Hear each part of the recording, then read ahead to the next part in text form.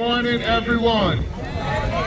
Now, it is important for me to speak today because I believe that we have a culture that we need to defend. I believe that we have heritage that we need to defend.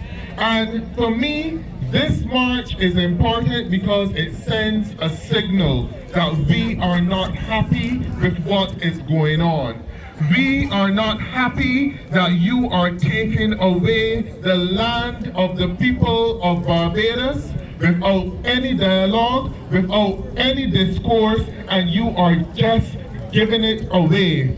And not only that, this piece of land over there, but you have earmarked a number of sites across Barbados that some of us hold dearly and some of us believe in, and we would want to be able to share the legacy and the story and the history of those parcels of land, those buildings with future generations.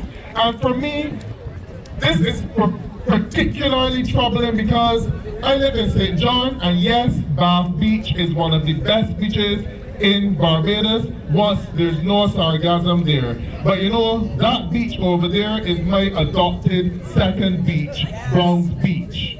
And when you are doing all of these developments, I see that you are taking the Browns Beach away from the people of Barbados and the freedom and the access that which we have to utilize that beach, to be able to walk from up by Radisson Hotel all the way down to the car park.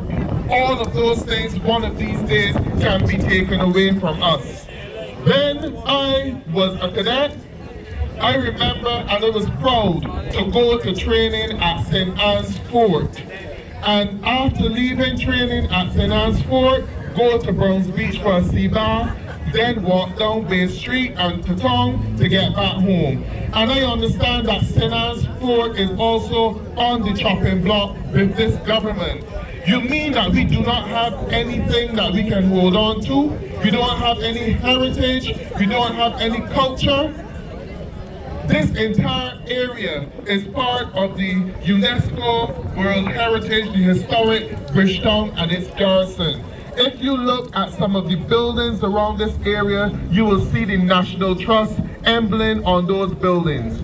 And the architecture of this area was one of the unique factors which made it a UNESCO World Heritage Site. In terms of the garrison, all of the buildings around the garrison and the garrison St. Anne's Fort, being a fort which was held by the British for a number of years, it is now under our control. And just because we have broke the colonial ties, it does not mean that we have to discard everything that made up part of our history. Why would we want to interfere with that? Why would we want to interfere with our cultural heritage? Then what will we be selling for tourism?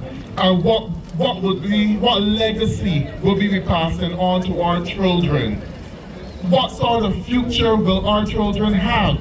Because a number of the areas that we were freely able to access, those children who are now growing up will not be able to go into those places. Remember the years when you could not go by the yacht club? And now that has changed, and we can now traverse all of that area. But with what is going on now, those days are coming again. Because if the crime situation continues and you are building out Barbados for tourism, do you honestly think that the owners of the tourism projects who are investing millions of dollars will not be able to say to the government, we want these beaches to be private so that the tourists can enjoy it? And that is the reason why these marches are important. That is the reason why we must lend our voice to this situation and let Barbadians know, let the government know that we are not standing for it. We are against it, we are speaking out against it, and we want them to speak to the people of Barbados, give us an opportunity to have a say and make wrong things right.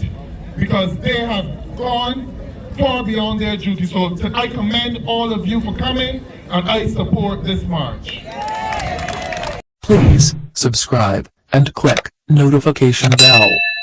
Also don't forget to like, comment, and share. Thank you for watching my video.